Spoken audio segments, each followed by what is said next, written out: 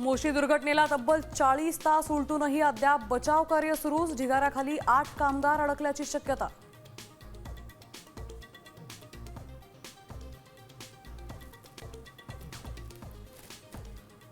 मुंबई पुणे घाट विभागात दुरुस्तीच्या कामासाठी 17 जुलैपर्यंत 30 गाड्या रद्द. प्रवाशांना मोठा फटका. इतर पर्याय वापरण्याचं रेल्वे प्रशासनाचं आवाहन.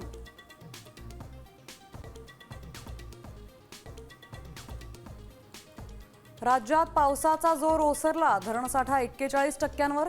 विदर्भ मराठवाड्यात मात्र अजूनही पावसाची प्रतीक्षा.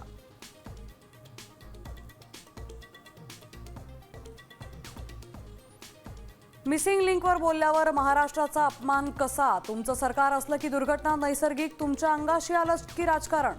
राज ठाकरेंचा फडणवीसांवर जोरदार हल्लाबोल. भंडाऱ्यात नाशिकच्या कंपनीच्या 2.5 मेट्रिक टन बोगस खतसाठा जप्त. कंपनी मालकासह 5 जणांवर गुन्हा दाखल. परवानगी नसतानाही खतांची विक्री होत असल्याचं उघड.